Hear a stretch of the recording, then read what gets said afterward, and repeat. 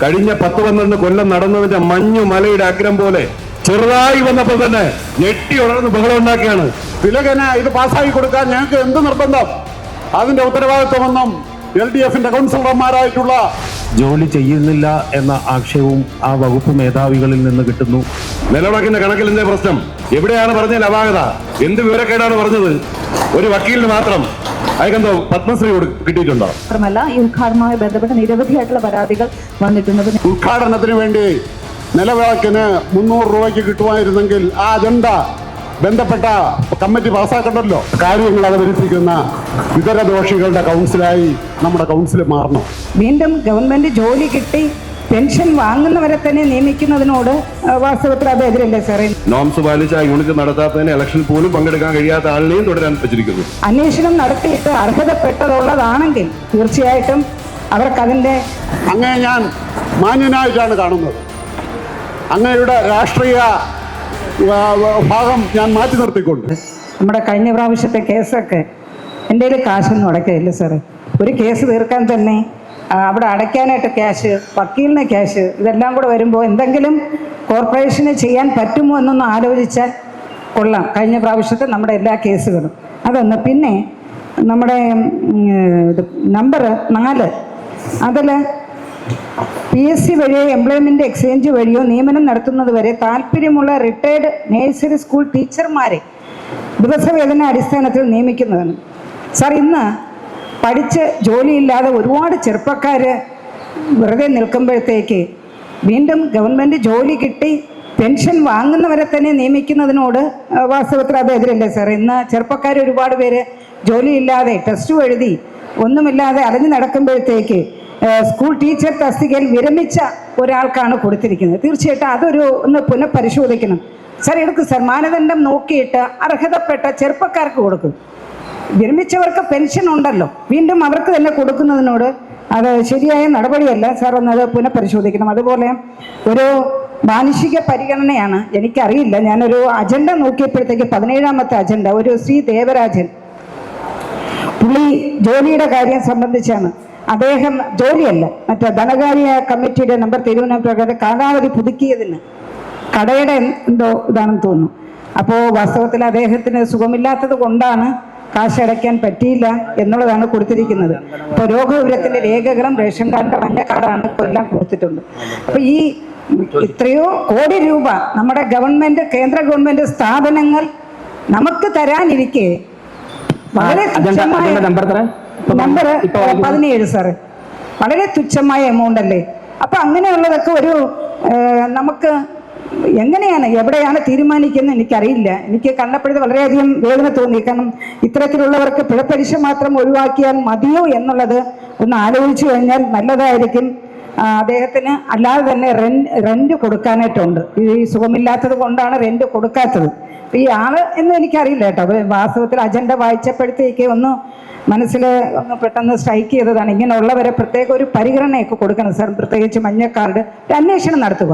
അന്വേഷണം നടത്തിയിട്ട് അർഹതപ്പെട്ടതുള്ളതാണെങ്കിൽ തീർച്ചയായിട്ടും അവർക്കതിൻ്റെ ആനുകൂല്യങ്ങൾ അനുവദിക്കാനായിട്ട് തീർച്ചയായും ഒരു റിക്വസ്റ്റ് കൂടെയാണ്. കൗൺസിലർമാരുടെ ഭാഗത്തു നിന്നും ഉദ്ഘാടനവുമായി ബന്ധപ്പെട്ട് വന്നിട്ടുണ്ട്. നേരത്തെ സൂചിപ്പിച്ച പോലെ തന്നെ ഒരു വിളക്കിന് 300 രൂപയുടെ വാടകയ്ക്കുള്ള വിളക്കിന് 6000 രൂപ. അങ്ങനെ വിളക്കിന്റെ കാര്യത്തിൽ മാത്രമല്ല ഈ ഉദ്ഘാടനവുമായി ബന്ധപ്പെട്ട് നിരവധിയായിട്ടുള്ള പരാതികൾ വന്നിട്ടുണ്ട്. അപ്പോൾ നേരത്തെ സൂചിപ്പിച്ച പോലെ തന്നെ ഈ ഉദ്ഘാടനവുമായി ബന്ധപ്പെട്ട എല്ലാ ഫയലുകളും ഒന്ന് പുനഃപരിശോധിക്കുന്നത് നല്ലതായിരിക്കുമെന്നാണ് എനിക്ക് മേയറോട് സൂചിപ്പിക്കാനുള്ളത്. അതുപോലെ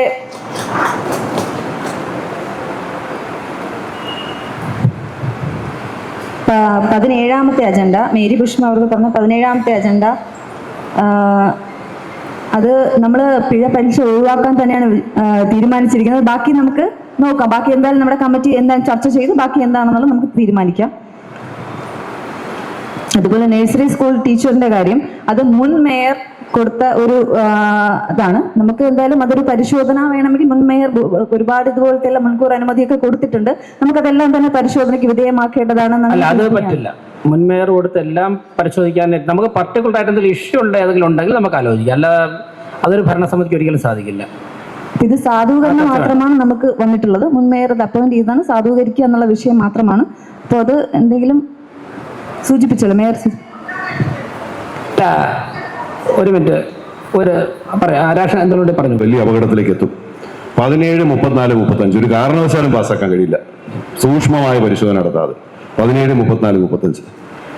പിന്നെ കുറെ ആളുകളെ കുടുംബശ്രീ എന്നൊക്കെ പറഞ്ഞ് ജോലിയിൽ പ്രവേശിപ്പിച്ച് അവരുടെ എക്സ്റ്റൻഷൻ 6 മാസമൊക്കെ എക്സ്റ്റെൻഡ് ചെയ്ത് കൊടുക്കുന്നതിനുള്ള അവിടെയായിട്ടുണ്ട് കുറെ വകുപ്പുകൾ. DTP ഓപ്പറേറ്റർമാർ, മറ്റു അർഹരായവർ, മാനുഷിക പരിഗണനയോടെ ആരെങ്കിലും ദീർഘിപ്പിക്കുന്നതിന് ഞാൻ എതിരൊന്നുമല്ല. പക്ഷേ എനിക്കറിയാവുന്ന ഒരാൾ കുടുംബശ്രീയേ അല്ല, കുടുംബശ്രീയുടെ നോംസ് പാലിച്ച് ആ യൂണിറ്റ് നടത്താത്തതിന് ഇലക്ഷൻ പോലും പങ്കെടുക്കാൻ കഴിയാത്ത ആളിനെയും തുടരാൻ വെച്ചിരിക്കുന്നു.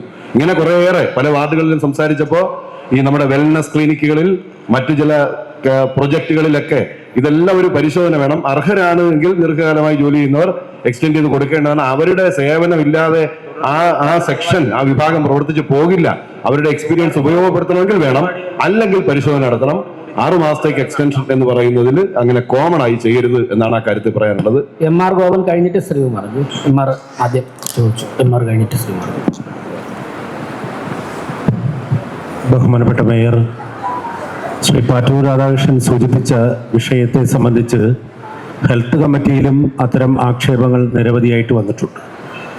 189 ദിവസം പുതുക്കി കൊടുക്കുമ്പോൾ ഏകദേശം തുടർച്ചയായിട്ടുള്ള ഈ പറഞ്ഞ പോലെ ഒത്തിരി ആളുകൾ ആ നിയോഗിതരായിട്ടുള്ള മേഖലയിൽ പണിയെടുക്കുന്നതുമായി ബന്ധപ്പെട്ടിട്ടുള്ള വിഷയത്തിൽ ആ ഹോസ്പിറ്റലുകളായാലും അതോടൊപ്പം ബന്ധപ്പെട്ട എവിടെയാണോ നിയോഗിക്കപ്പെടുന്നത് അവിടെ ജോലി ചെയ്യുന്നില്ല എന്ന ആക്ഷേപവും ആ വകുപ്പ് മേധാവികളിൽ നിന്ന് കിട്ടുന്നു.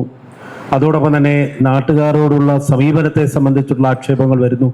അതുകൊണ്ട് തന്നെ ഈ തെരഞ്ഞെടുപ്പ് പ്രക്രിയ നടക്കുന്നതുകൊണ്ട് എത്രയും വേഗത്തിൽ ഒരാളെ എടുക്കുവാൻ ഈ ഭരണസമിതിക്ക് ഉടനെ സാധിക്കുന്നില്ല എന്നുള്ളത് കൊണ്ട് തന്നെ ഈ വന്നിട്ടുള്ള പുതുക്കൽ അജണ്ടകളൊക്കെ തന്നെ അതൊരു 3 മാസത്തേക്ക് പുതുക്കിക്കൊണ്ട് വീണ്ടും പുനർക്രമീകരിച്ചുകൊണ്ട് ചില ആളുകളെ ഉൾപ്പെടുത്തുവാനും അതോടൊപ്പം തന്നെ മാറ്റേണ്ടവരെ മാറ്റിക്കൊണ്ട് പുതിയ കാര്യങ്ങൾ ചെയ്യുന്നതിലേക്കായി തീരുമാനമെടുത്താൽ നന്നായിരിക്കുമെന്ന് ബഹുമാനപ്പെട്ട മേയറോട്. അജണ്ടയുടെ ഉത്തരവാദികൾ നിലവിലുള്ള ഭരണ സംവിധാനമാണ്. ഈ നഗരസഭയിലെ LDF-ലെ 29 കൗൺസിലർമാർ ഞങ്ങളൊരിക്കലും നിങ്ങൾ ഈ അജണ്ടയുമായി ഇവിടെ വരണമെന്ന് ഞങ്ങൾ ആവശ്യപ്പെട്ടിട്ടില്ല. നിങ്ങൾ തെറ്റായിട്ടുള്ള ഒരു കാര്യത്തിനും കൂട്ടു നിൽക്കണമെന്ന് ഞങ്ങൾ ആവശ്യപ്പെട്ടിട്ടില്ല.